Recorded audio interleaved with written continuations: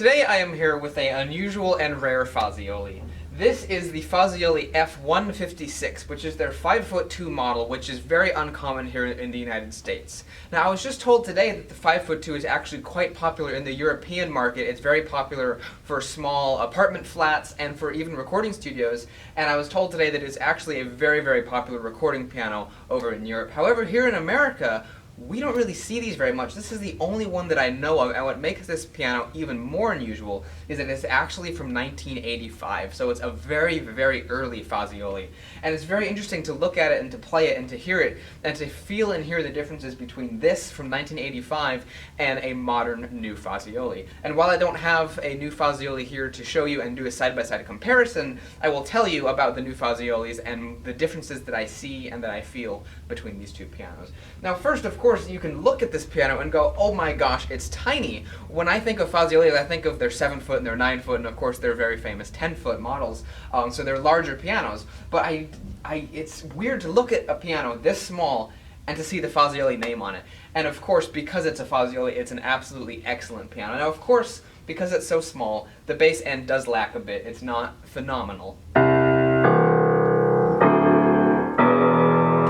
It could use a little bit of a tuning, and that would definitely help it, but I'm not going to hold the sound of the bass against this piano. It is a 5'2" piano, and it's very, very difficult to make the bass end of these pianos sound very good, simply because the strings are so short. However, I think the rest of the piano, and the bass as well, because considering it's a 5-foot, it's not bad. The rest of the piano is absolutely fantastic. It has a really great sound, and it's much brighter than I expected when I sat down, and this perhaps was the sound that Fazioli was going for back in 1985, because when I look at the hammers, I don't see a whole lot of grooves and indentations where someone's played it a lot. So that's kind of interesting. It's also very, like I said, it's very bright, and it's got a lot of power. And it could have something to do with the room that it's sitting in, because it's in a main room back here. There's a big showroom, but it's kind of in its own little room here. And so the sound might be bouncing off the walls and coming back, and it sounds really loud. But perhaps this piano is just simply very, very powerful, and it's a lot of fun to play. Now, the action on this piano is kind of interesting. I'd say that it's a lot more substantial than what you'd expect in really any modern day piano, particularly Fazioli. Today, Fazioli's actions are extremely light. You set your hands down on them and they play. You breathe on them and they go down. They're extremely light and they're extremely easy to play.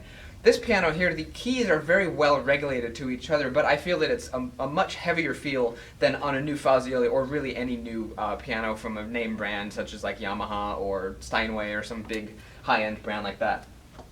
However, it's an action feel that I can get used to. When I first sat down on it, I was really surprised. I was expecting a feather-light action, but now that I've played on it a bit, I've gotten more used to it, and it's definitely very, very playable. And during this time period, Kawai was actually pushing the heavier actions as an idea that they were better for students, because if you get used to playing a piano with a heavy action, it becomes incredibly, incredibly easy to play a piano with a lighter action, and that was Kawai's idea, that you can build up your arm muscles and get really good at playing a heavy piano action.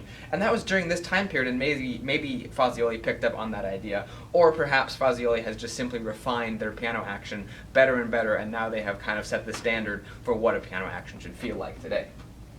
So if we take a walk around and look at the piano here, we can see that it's extremely, extremely small, and it's just really cute is really what it is, because you can look at it and you can see the elements of a bigger Fazioli here, and they still do the same exact design on the harp, but scaled up for their bigger pianos, and so it's just a really cute looking piano is really what it is, and you can see that it's so tiny. I can't get over how small it is, because it's so strange to me to see a piano this small with Fazioli's name on it.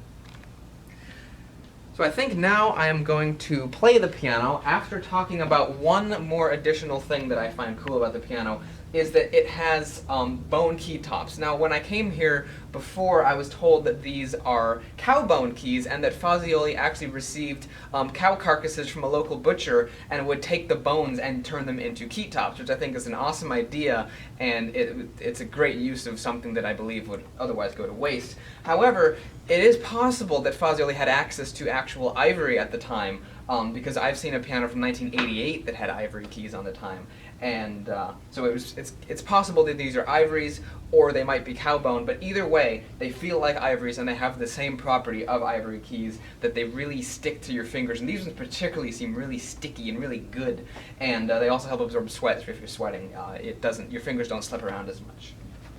Now normally when I sit down to a big Fazioli, the first song that I want to play is Fantasy Impromptu, and I do that on every concert grand piano. However, when I usually come to a smaller piano, I usually don't play Fantasy Impromptu simply because the piano isn't up for it. The action might not be as good as I'd need or something like that. But because this is a Fazioli and it really is excellent, I'm going to play Fantasy Impromptu anyway. So let's see how this goes. Hopefully you enjoy it, and so yeah, let's do it.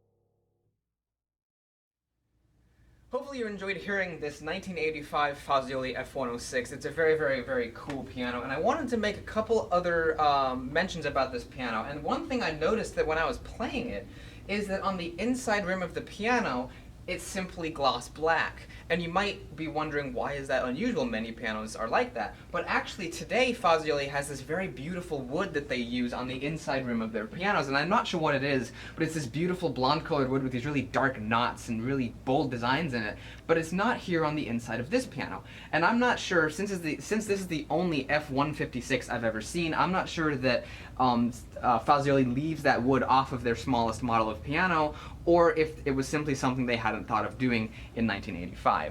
One additional thing I wanted to mention about this piano is that this piano would definitely use the older generation of Fazioli soundboard, which is why the piano has such a bright and very, very clean, crisp tone. And a lot of people don't like that sound of Fazioli. They think it sounds too clinical and it sounds just, they don't like it. And what's cool is today Fazioli is actually using a different generation of soundboard that they've only come out with in the last couple of years, and those pianos sound really warm, very powerful, and very, very beautiful. But this piano here would most definitely use the older design of soundboard, and if not the one that everyone disliked because it was clinical, it might even be a previous version to that. So I just wanted to make a mention of that, and to say that this piano has a very, very, very clean sound, and I can really see why people like it for recordings, because it has such a crisp tone that you could really put a lot of other things in with the mix, orchestral instruments, other kind of stuff like that, and it really, the piano would stay clean and be very audible through the mix. So hopefully you've enjoyed this video of the Fazioli F156, and one other thing I forgot to mention is that the pedals on this piano are really stubby. They're so like look how small they are.